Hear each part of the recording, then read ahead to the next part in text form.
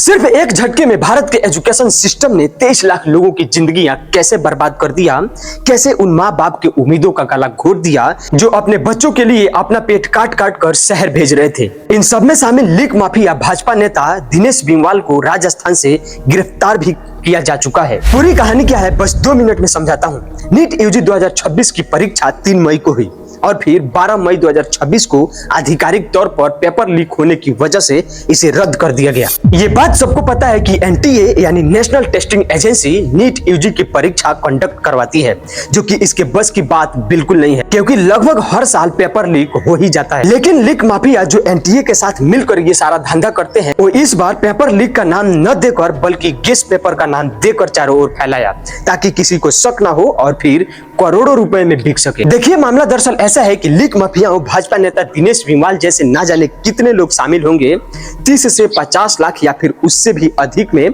खरीदा और फिर उसे शुरुआती दौर में 26 अप्रैल के आसपास 30-30 लाख में बेचा और जैसे जैसे परीक्षा नजदीक आती गई कम करते करते परीक्षा के एक रात पहले तक भी 30 से 50 हजार के आसपास जो है पेपर को बेचा गया। लेकिन दोस्तों, सबसे बड़ी खुफिया बात पता है क्या है? लीक माफियाओं के द्वारा पेपर की पहली डिजिटल कॉपी महाराष्ट्र के नासिक में तैयार किया गया और प्रिंटिंग या ट्रांसपोर्टेशन के दौरान मोबाइल कैमरे के जगह हाई डेफिनेशन स्कैनर का इस्तेमाल किया गया। डिजिटल फुटप्रिंट ना छूटे इसके लिए डेटा ट्रांसफर में किसी शैडो सर्वर का इस्तेमाल किया गया। 1 मई को केरल में पढ़ रहे चूरू, जो कि राजस्थान में है, वहां के एक मेडिकल छात्र ने इस गेस्ट पेपर को खरीदा और फिर सीकर में पीजी चलाने वाले अपने बाप के पास भेजा। उसके बाद सीकर और अन्य कोचिंग हब में टेलीग्राम और व्हाट्सएप ग्रुप्स के माध्यम से यह तेजी से फैल गया। इसका भंडाफोड़ तब हुआ जब 7 मई को सीकर के एक कोचिंग सेंटर में एक चेकर के द्वारा एनटीए को इसके बारे में खुफिया राज बताया गया। उसके बाद कई माफियाओं को गिरफ्तार भी किया गया और अब मामला पूरी तरह से सीबीआई को सौंप दिया गया है।